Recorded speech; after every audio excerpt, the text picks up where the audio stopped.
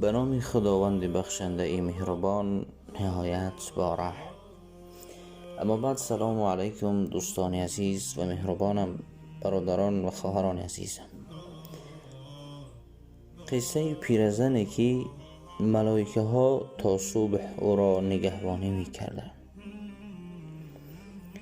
در زمانهای پیش یک پیرزن نورانی همراه نبیره اش که جوان خوب بود زندگی داشت.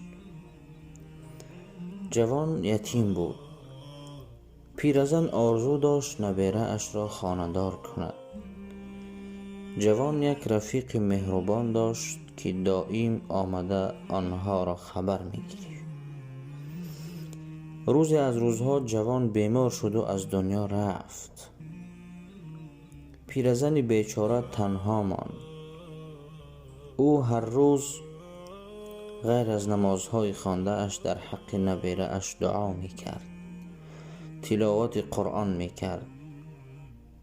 دوست جوان مثل پیشتره هر روز آمده از احوال پیرزن خبردار می‌شد.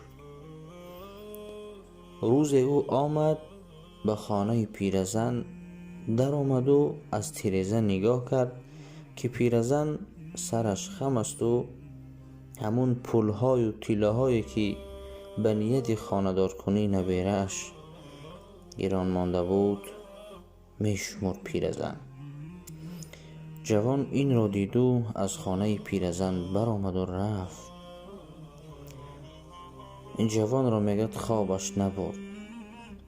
خیالهای بسیار کرد تا که همون پول و تیله ها را از آن خود نماید.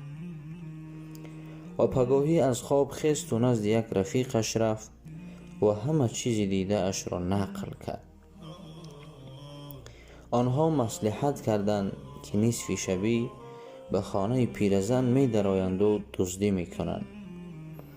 و ساعتهای نصف شب به خانه پیرزن رفتند و قریب به تگ در او نزدیک شدند و ناگهان چشمانشان به لشکری بیشمار افتاد که همه با لباسهای سفید نورانی و در دست شمشیر دارند و به تگ تیرزه پیرزن میگد ایستاده بودند. این جوان ها میگد سخت ترسیدند و هر دو به خانه های خود برگشتند. پگاه جوان از خواب خیست و سوی خانه پیرزن روان شد و پیرزن را دید و سلام داد و گفت التماس مادر جان، گناه مرا ببخشید، من خیلی گناه بزرگ کردم. پیرزن حیران شد و گفت برخیز بچم، تو دوستی نبیره من بودی، فقط ما را خبر می گرفتی. تو چی گناه کرده ای که من تو را ببخشم؟ جوان همه قصه را نقل کرد و گفت آن انسان‌های نورانی که در دست شمشیر داشتند کیها بودند ای مادر جان؟ پیرزن با شنیدن این سخن جوان میگد بسیار گریه کرد و به جوان گفت من هر شب بعد از نماز خفتن به تگ درم میرفتم و آیت الکرسی را میخواندم. انشاءالله امید داریم برادران عزیز که آیت الکرسی را بسیار از شما میدانید.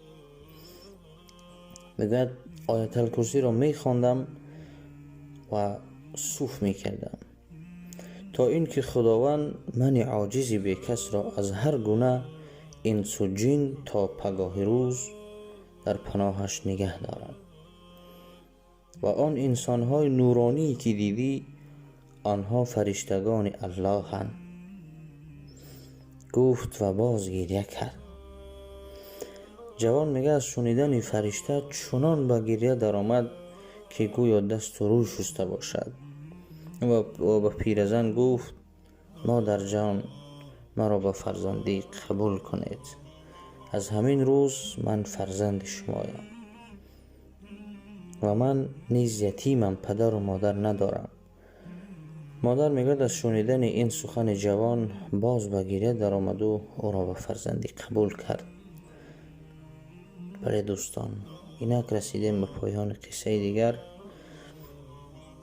این بود برادران عزیز قدرتی خداوند و آیت های او. با شما بودم بنده عبدالله یک شما را از برای الله پاک دوست می‌دارم. خواهش میکنم ویدیو رو با دیگر دوستانتان بفرستید تا که شما نیز از ثواب کمی هم باشد در ثواب همراه شوید و فکرهای خود را در زیر ویدیو بنویسید. و السلام.